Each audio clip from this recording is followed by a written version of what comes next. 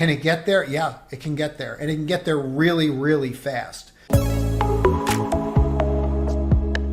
Hey everybody, after a rough week, we're going to have something a little different tonight. We're going to wind up going through top 10 stocks to buy for May. Now, some of these names are actually going to look like they're completely broken, and that's because they are.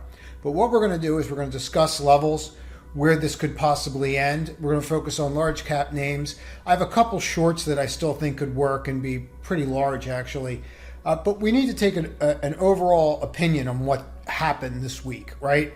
Because we know how bad it was. Stay to the end because I'm going to go through the indexes, but we need to talk about a couple things. So Apple, if you take a look at what happened today, we went right to the 50-day and we rejected, just like we did up here, just like we did here. So we're constantly rejecting the 50-day. As we're aware, the 50-day is what? That is where institutions tend to sell, okay?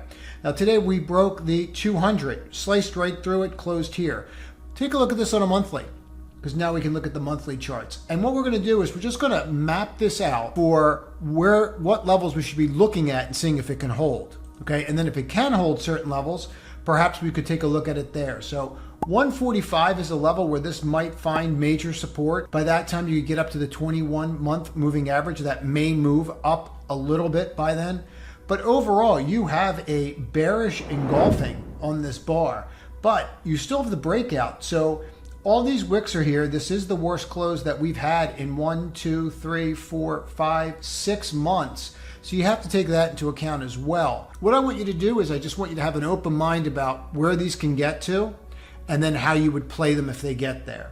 So if this gets down to this 145 level, it's definitely something that I'm going to be looking at to add. Now, right now, until this gets over that 50-day, okay, I would not touch this on the long side. You need a solid close over the 50-day. Right now, if you get rid of all the indicators and just focus on something as simplistic as a trend line, I mean, it doesn't get any cleaner, right? You almost can clone this probably, and it's probably lying pretty close on the other side. Yeah, I mean, not exact, but it's there, right? I mean, you just kind of see the pattern. So I think it's really important for us to understand that and kind of go forward with it. Now, I'm not suggesting that you run out and buy this right now. What I'm suggesting is large cap names are the ones that are going to have the most liquidity. And because they're the ones that are going to have the most liquidity, that's where you're going to want to look investing if there's a bounce, because that's where institutions are going to put their money. So you need to understand these levels. You need to understand the 145 level. You need to understand where the 200-day is. And you need to understand before you consider going long, you really need to get above that 50-day. Understand NVIDIA and you understand what they do, you're going to be interested in owning this for the long term. Well, we have earnings coming out May 25th, and we're going to take a long-term look at this, and we're going to focus on 3 very particular levels that I think we should focus on. Now, the one thing I would note, and we'll see this at the end of the video, note that we did not take out a new low today. I think that's really important to notice. We did not take out a new low today, and the indexes did. Now, I'm not suggesting that you can't. We thought we could get to 185 this week. We talked about it in the trading room. This does not look remotely like anything you have to jump into now. But see this level right here? Okay, this is 187.62. You slice that. If you get down to this level, 178.18, we could bounce. Okay, and as we're all aware, the Fed's meeting next week, May 3rd, May 4th. So there can be a flush here, and then that's it, and then we bounce. The market does not go down forever. Now, we see a lot of these talks, and we'll talk about this at the end of, oh, we're in stage 4. Well, stage 4s become stage 1s, and we need that to happen. We're not there yet, but we need to prepare for it. Now, if you look at this on the monthly, this looks absolutely awful. Okay, and no, you're not ready to jump into this. And you're going to have to watch how it acts here. Could you go down another level? Absolutely, you could. So you're going to have to watch these levels and look for signs of life and seeing if it's going to support them or not. That's what you're focused on. Same thing with this, okay? I'm not suggesting that you run into Tesla right now, but you need to understand where these levels are so that if it does bounce, that you're there to be able to take advantage of it. Now, I think it's very interesting. We did this in the trading room, and here, and you can see that level really click. That's fib levels from the peak and the valley. Now, as the NASDAQ has been taking out lows, which would have been around here before what happened today, look at where we are with Tesla. So Tesla is not even anywhere near where it once was, right? You can actually see a trend line right here, which is kind of crazy, right? This shows that you're breaking it today, but that trend line's still there, and we didn't even take out the lower low. So for all we have to get out of Tesla, looking at this bear flag, and I get it, it does not look pretty, but I think that you need to understand that this 826 level, this held. No matter what you want to say or think about it, it held. And we need to respect that. So looking at this here, am I saying to jump into this? No, this looks like it's going to fall off a cliff. Okay, but you need to understand, where could we get to? Well, what level have we been respecting repeatedly month after month? This 21-month moving average. So if you see a level where you get down to here, 760, okay, you might want to pay attention. Can it get there? Yeah, it can get there. And it can get there really, really fast. So understand that. See how it coincides perfectly with right here, right? They're the levels you want to watch. Now, if you're thinking about playing this on the long side for more than a scalp or a day or two, same rules. Get above the 50-day. See where you rejected today? It's not a coincidence that all these names rejected there. Look at Facebook, another one. Right to the 50-day rejection. This was one we had a short on, and they pulled the flim-flam, went right over, gave me a higher high, and went over the 50-day. It's very rare that that's not going to go, but that's exactly what happened. Then we put the short back on, and then the short worked. This is setting up to gap fill. So if you're looking at this and you're looking at Facebook and going, well, I really like that the earnings weren't that bad. Well, no, they really weren't that bad. Their earnings were actually good on their cost cutting. What we would focus on with something like a Facebook is just look at this level right here and say, if you break that, now I'm into the wick. Well, wicks are price rejection. So let's drill into that and understand that wicks are price rejection. So how do we benefit from that? Well, we are filling the wick to the downside, meaning whoever was not selling here and whoever was buying, they're not there anymore. Okay, so we're filling that in. Therefore, if we break this level, which was the low, which is roughly around 200, if you break that, you're probably going to fill the wick, and then you have the potential to fill this gap. So there's a short here. Now, what would interest me this to see if I would want to play this on the long side? If we can start closing and making higher highs above the 50-day, you're going to have to take a look at this. And I'm fully aware of what these look like. I'm fully aware that where they look like absolute garbage. But you have to understand that this range that we're staring at right now is a huge range, okay? The range on what I just did there from 168 all the way up, right? That gets you to 40%. So there's ways to trade inside of what's going on right now with this carnage. And it's up to us to find ways to trade to make money. I'm going to sit out of the market. I don't sit out of the market. I'm a trader. I trade. And I learn systems that I can utilize in times like this. And it makes me better for when there is a bull market. Let's just keep on going. Now, I found this one fascinating when I was running my scan tonight. And I run through about 1,000 charts before I even come out with the top 10. There's some others that are in here that are rare that you're probably not looking at, but this is interesting to me. You know, for what's going on out there, is this breaking because we are breaking the 50, right?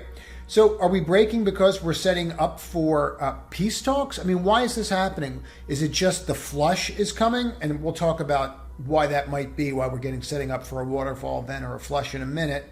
But you see this level right here? If this breaks that 430, 43 level, you can really come down. I don't think you're coming to here, but I think that you can easily come down to this level right here, which would put us right at 413.53. I think that's very realistic. And the way that we're set up and the way that the 21's being respected and not broken and the way that this is rolling, that's all setting up. Now look at this on the monthly. This is what's nice about these monthly charts at the end of it. If you look at this body encompasses that body. It's a bearish engulfing. If you don't like my idea of what a bearish engulfing is by just the bodies encompassing, that's fine. Then you have a shooting star, right, encompassed with a long-legged doji at the top. So this can get super, super ugly if you break 411.36. And I think that's really what you need to focus on. Where I would start is just very simply, if you can break that low, I think that you have a really serious trade there. Now, SARK is one that we've been trading, and it's been in the newsletter for a little bit now. If you don't get the newsletter, there's a free version in the link in description. Just go in there and click it and sign up for it, and you will get them. You see this line going across right here? This was what we had to break and close above. We closed at an all-time high today. if this continues, and we're going to talk about what to focus on, if this continues, this will continue to go higher. Her position in TDOC is it's inexcusable. And the fact that she's adding to it is it's just insanity. So this can continue to go. First time we broke out, it didn't really go, right? Now here we are again. So all you're looking to do is really just get a higher high and then just see if it can continue to push. But this is a cup. Maybe it forms a handle, maybe it doesn't. But very simply, if you flip $63, you need to be looking at this. I understand the RSI is high, but it doesn't really matter, right? It can always go higher. So I would watch this, and it seems to me that we're working off all these sellers, right? As we know, Wicks are price rejection, and we are working them off up there. So to focus on some of these ETFs is probably a pretty good idea if this selling continues. And we just aren't aware of whether or not it's going to continue or not yet. Now, TZA is a 3x bear fund for the IWM, which we'll cover in a moment.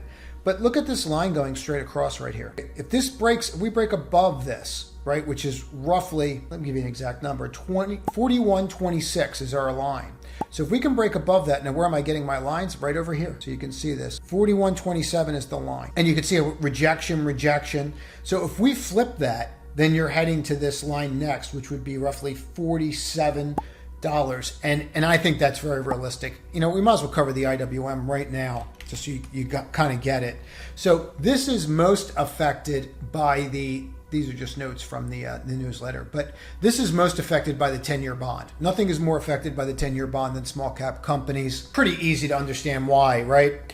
But what we want to do is just focus on what do we do with this? Well, if you're breaking down to here, there's nothing but air until 174.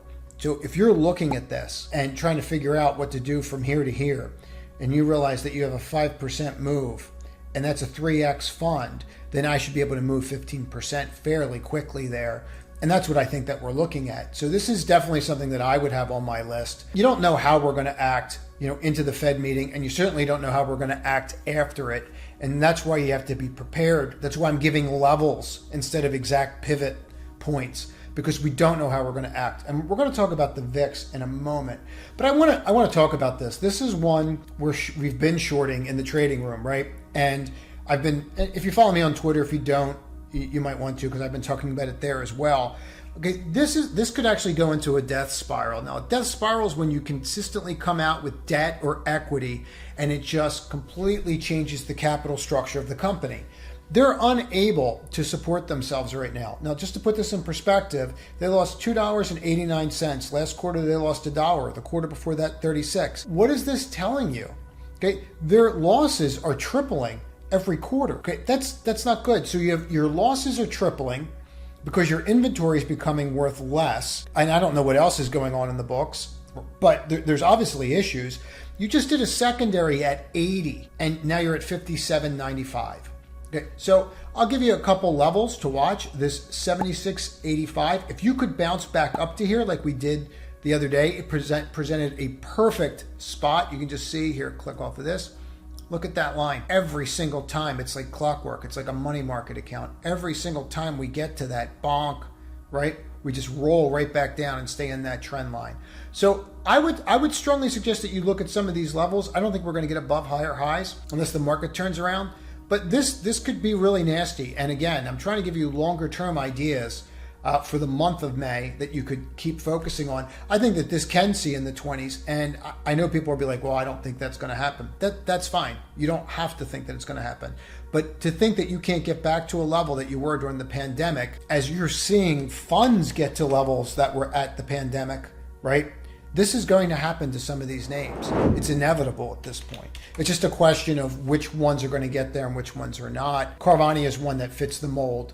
Especially as you go into a recession and you see asset deflation because their inventory can't turn over fast enough. Race. Focus on this week. Why? Let me show you this. We just came out with the dividend. After the dividend, the stock drops.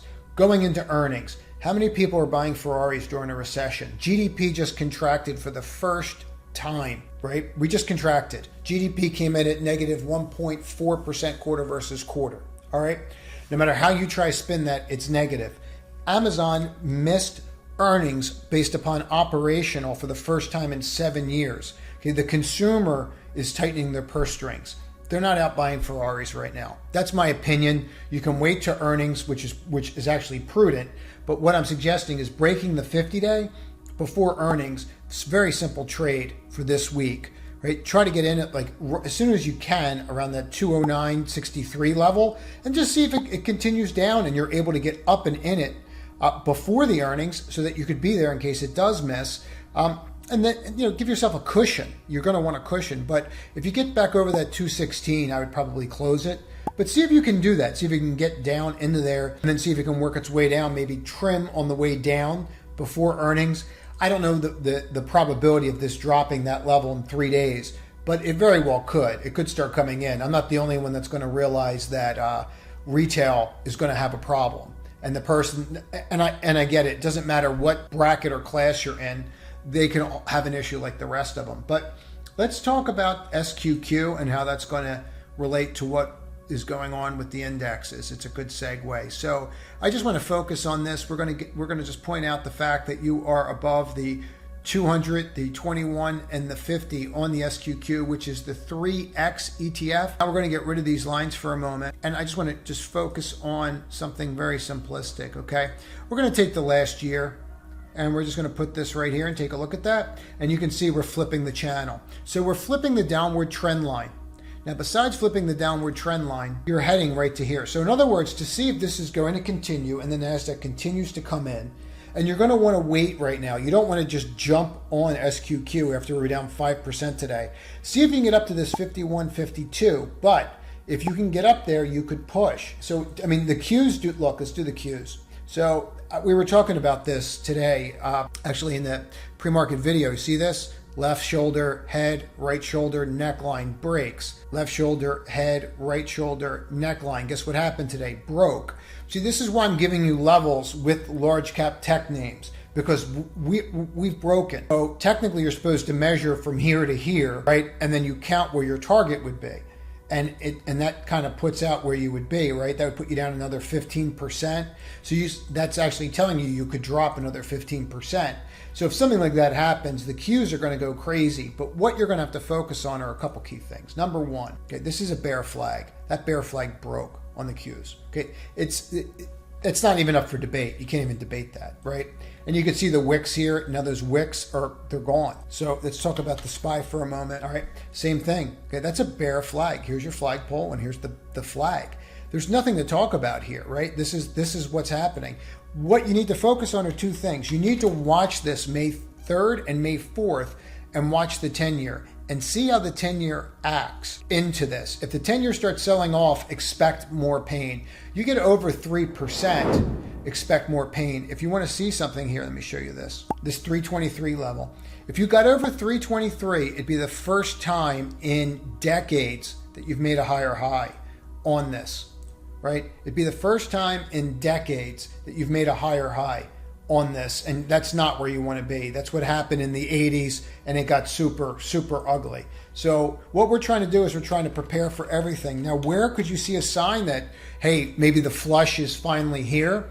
So I'm just going to point this out. All short-term bottoms over the past 2 years, and listen to exactly what I just said there, in the past 2 years, all bottoms were 35 and over. If you weren't over on the VIX, the volatility index, 35 or over, okay, then you did not have a bottom, and you usually had an issue, right? You can see these here. Go mark them on the S&P, and you can see exactly what I'm talking about. But what you need to do is get in this gray box. If we can get up in here, then we could put a bottom in, and that's what you should be focused on this week, to see if we can get enough of a flush and enough of a panic to at least put a short-term bottom in that might give us the chance of trading some of these for a bounce. That's it, everybody. Have a great weekend. And you might want to mark this video so that you can go through it for May, because the ideas and the levels that I gave should hold you through May. So that's it, everybody. Have a great weekend and trade to win time frame. We are going to be using a 2-minute time frame. If you're not familiar with this, every trading platform has a 2-minute time frame. You just have to go in and change your settings. We are going to use a 2-minute time frame because based upon the movement of algorithms and high frequency traders, the 1 minute has entirely too much noise now. As always, we have to adapt to what is going on around us.